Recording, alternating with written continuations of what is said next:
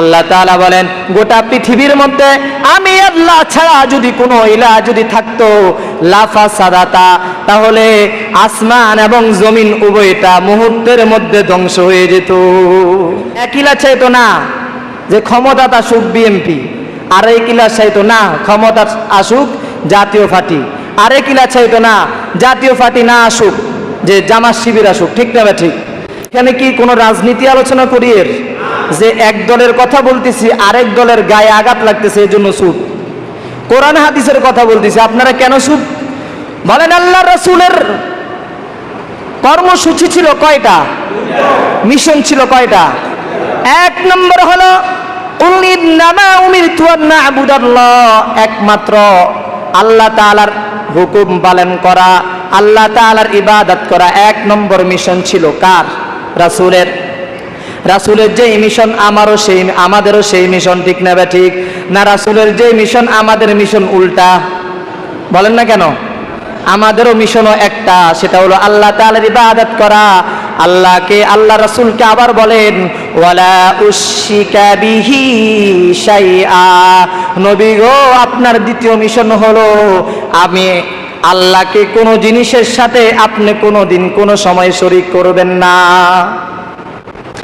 আল্লাহ পাক রব্বুল আলামিন এরপরে নবীকে কেন্দ্র করে সূরা হজের 30 নম্বর আয়াতের মধ্যে বললেন নবীকে আপনি বলে দেন লা তাজআল মা'আল্লাহি ইলাহান আখার ফাতাকউদা মাযমুমান মাখযুলা। হে নবী আপনি সমস্ত মানুষকে বলিয়ে দিন, গোটা পৃথিবীর যত মানুষ আছে আপনি সমস্ত মানুষকে বলিয়ে দিন যে আমি আল্লাহর সাথে অন্য কোনো ইলাহ সংযোগ করা যাবে না, আমি আল্লাহর সাথে কোনো ইলাহকে যোগ করা যাবে না। যদি করে ফাতাকউদা মাযমুমান মাখযুলা, তাহলে তারা নিন্দিত, তারা নিন্দনীয় হবে এবং তারা লাঞ্ছিত হবে। ইলাহ কয়জন? আরো জোরে বলেন কয়জন? আল্লাহ কয়জন? পুরা পৃথিবীকে শাসনকর্তা কয়জন? ঝামেলা আছে কোনো? তাহলে সবাই বলেন না কেন? পুরা পৃথিবীর শাসনকর্তা কয়জন? আইনদাতা কয়জন? একমাত্র আল্লাহ। আর কোন ইলাহ আছে? নাই।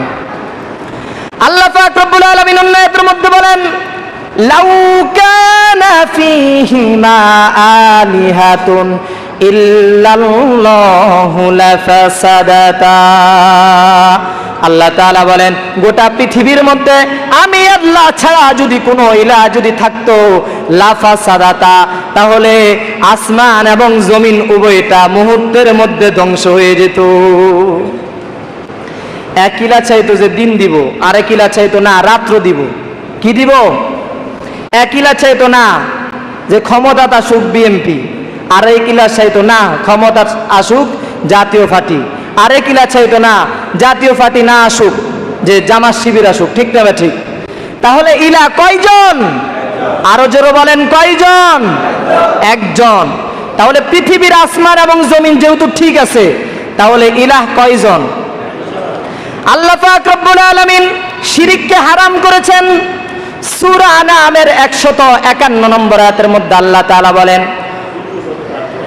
আল্লাহ নবীকে বলেন উল আতলু মা হাররামা রাব্বুকুম আলাইকুম আল্লাহ তুশরিকু বিহি শাইআ। হে নবী আমি আপনাকে বলতেছি যে আপনি গোটা পৃথিবীর সমস্ত মানুষের কাছে তেলাওয়াত করে শোনায়া দেন যে আমি আল্লাহ গোটা পৃথিবীর সমস্ত মানুষের উপরে শিরককে হারাম করেছি। শিরককে কি করেছি? হারাম করেছি। আল্লাহ পাক রব্বুল আলামিন অন্য আয়াতের মধ্যে বললেন যে মা বাবাও যদি বলে যে তুমি এই কাজটা করো, যদি এই কাজটা যদি আল্লাহর বিরুদ্ধে যদি হয়, আল্লাহর হুকুমের যদি বিরুদ্ধ হয়, রাসূলের বিরুদ্ধে যদি হয়, তাহলে সেই কাজ করা যাবে নাকি? আরো জোরে বলেন করা যাবে?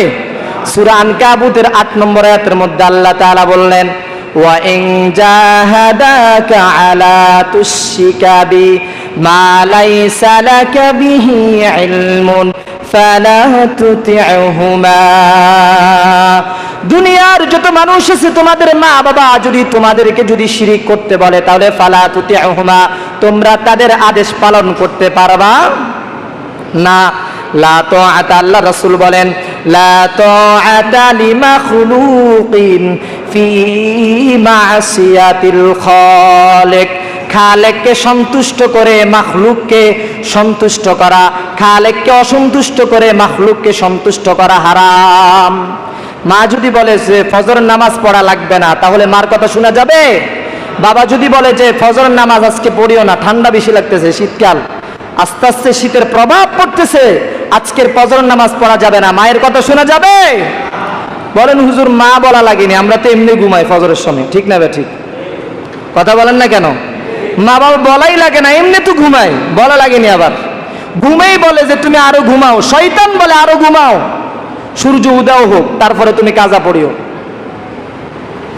আল্লাহর নবী বিশ্ব নবী সাল্লাল্লাহু আলাইহি সাল্লামকে আরো বলেছেন সূরা বনী ইসরাঈলের 116 নম্বর আয়াতের মধ্যে আল্লাহ তাআলা বললেন যে আল্লাহ তাআলা শিরকের গুনাহ মাফ করবেন নাকি? আপনাদের কি মত? আল্লাহ শিরক কি মাফ করবেন নাকি? একজনও বলতেছে, আর বাকিরা মানুষ শিরকের পক্ষে। শিরকের পক্ষে কারা কারা আছেন হাত উঠান তো। মোটামুটি সবাই মনোযোগ আছে। শিরকের বিপক্ষে কারা কারা আছেন? মাশাআল্লাহ। বলেন শিরক গুনাহ আল্লাহ মাফ করবে? সূরা বনী ইসরাঈলের 116 নম্বর আয়াতের মধ্যে আল্লাহ তাআলা কি বলেন শুনেন, ইন্নাল্লাহা লা ইয়াগফিরু আন ইউশরাকা বিহি ওয়া ইয়াগফিরু মা দুনা যালিক লিমান ইয়াশা ওয়া মান ইউশরিক বিল্লাহি ফাকাদ দাল্লা দালালাম বাঈদা। আল্লাহ বলেন আমি শিরিক ছাড়া যত গুনাহ আছে সব গুনাহ মাফ করব, তবে শিরিক গুনাহ আমি আল্লাহ তাআলা মাফ করব না। শিরিক গুনাহ আল্লাহ কি মাফ করবে না? সব পাপের বড় পাপ শিরিক। সব পাপের বড় পাপ কি? শিরিক। এই বড় পাপ আল্লাহ তাআলা কখনো মাফ করবে না।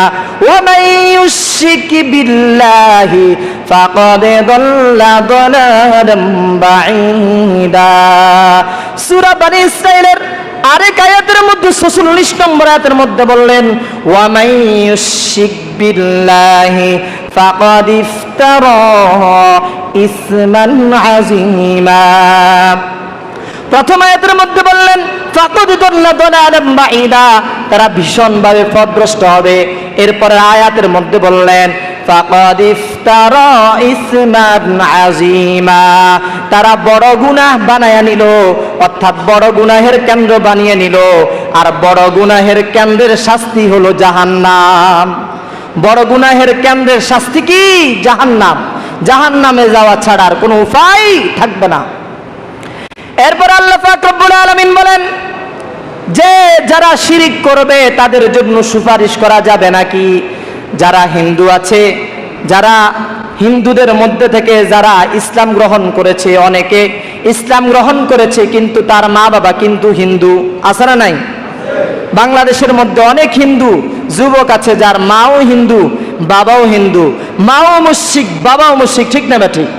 তাদের জন্য সুপারিশ করা যাবে কি যাবে না?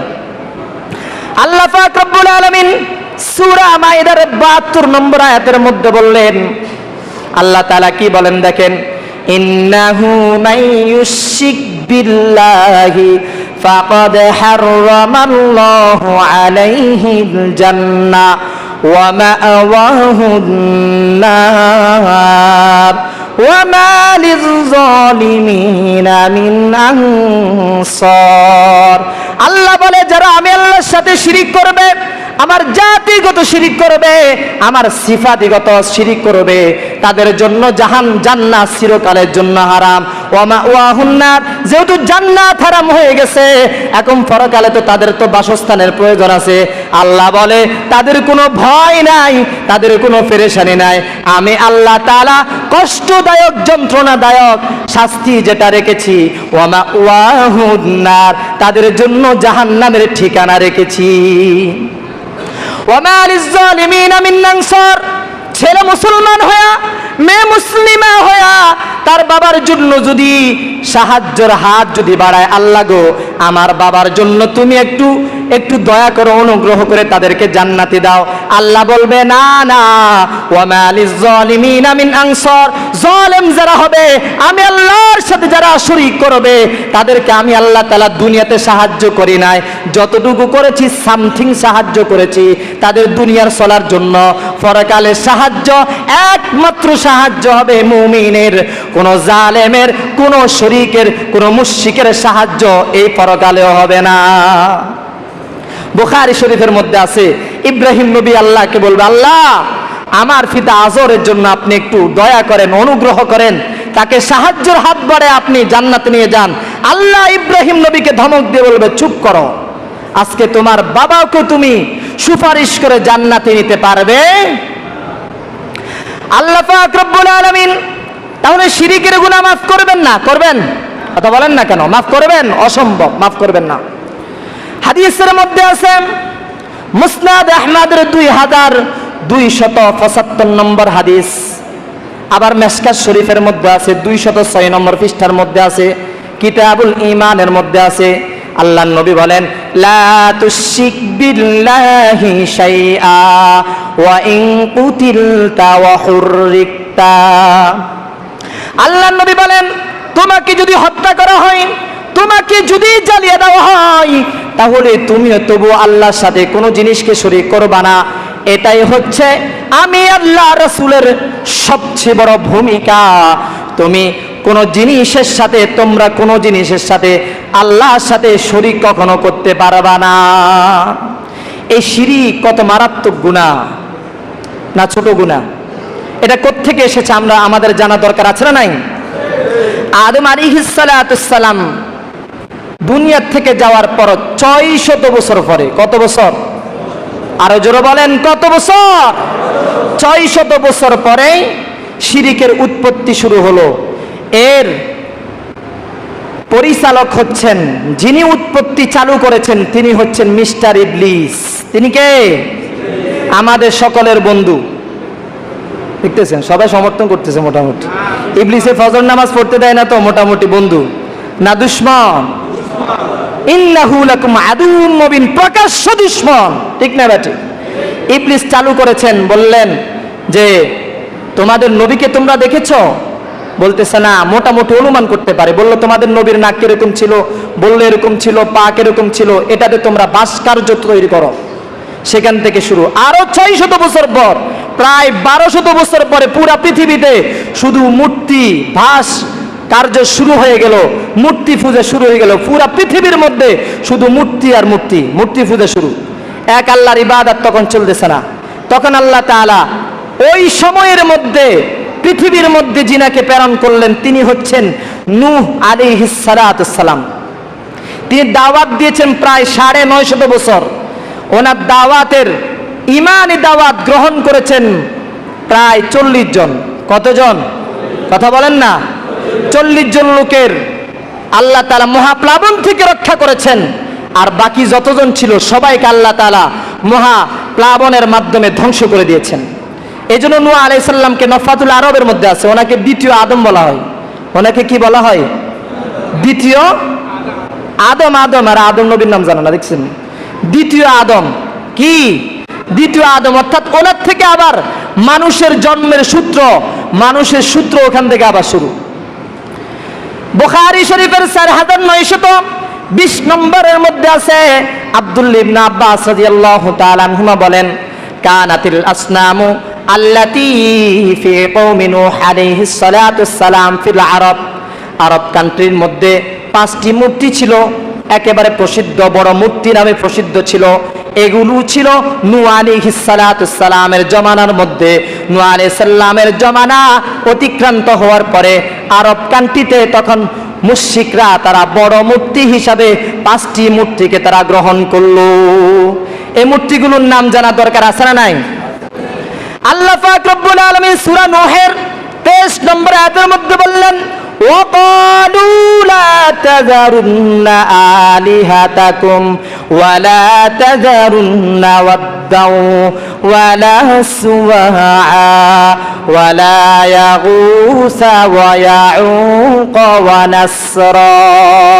একটা মূর্তির নাম ছিল উদ্দা, একটা মূর্তির নাম ছিল কি উদ্দাও, আরেকটা মূর্তির নাম ছিল সুওয়াআ, আরেকটা মূর্তির নাম ছিল ইয়াগুসা, আরেকটা মূর্তির নাম ছিল ইয়াউক, আরেকটা মূর্তির নাম ছিল নাসর। এখন হিন্দুদের যত বই পুস্তক আছে সব বই পুস্তকের সিরিয়ালের মধ্যে 5টা মূর্তি নাম আছে। প্রধান মূর্তি হচ্ছে 5টি। কয়টা? এরা বড় প্রতিভা হিসেবে এটা গ্রহণ করে। হিন্দুদের বই পড়লে আপনিও একেবারে নোংরা জায়গার মধ্যে নিক্ষেপ করবেন।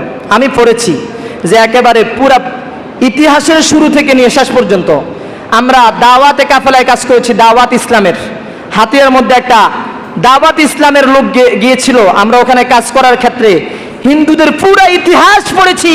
হিন্দুরা যদি নিজেদের ইতিহাস যদি জানতো তাহলে তারা ইসলাম গ্রহণ করতে বাধ্য হতো, ঠিক না ঠিক?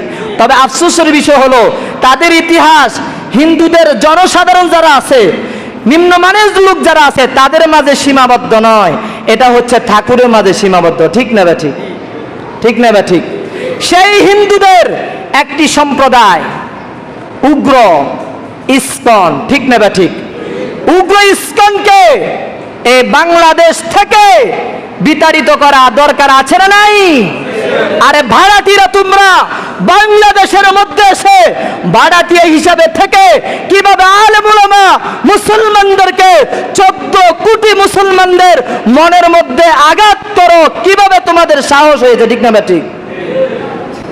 ঠিক একজনেরই বললেন, এই কথা বলেন না কেন? এদেরকে শায়েস্তা করা দরকার আছে না নাই? যেখানেই পাবো যদি কোনো সময় আর দ্বিতীয়বার যদি কোনো মুসলমানের উপরে যদি ইসকন হিন্দুদের এই উগ্র জাতি উগ্র সম্প্রদায় যদি কোনো মুসলমানের উপর যদি আঘাত করে, আমাদের ইমানের দাবি, সকলের ইমানের দাবি, ইসলামের দাবি, আমরা তাদের সাথে সংগ্রাম করব। প্রয়োজনে বাংলাদেশ থেকে সমস্ত ইসকনের গির্জা ধ্বংস করে দিব, ঠিক না ঠিক? কথা বলেন না কেন? সবাই একমত না দ্বিমত? একমতের আওয়াজ কম, দ্বিমতের আওয়াজ বেশি। মনে হয় কিছু মানি দেয় এদের পক্ষ থেকে, দেয় না কোনো? সবাই বলেন একমত না দ্বিমত? আল্লাহ আমাদের সকলকে আমল করার তৌফিক দান করুক, আমিন।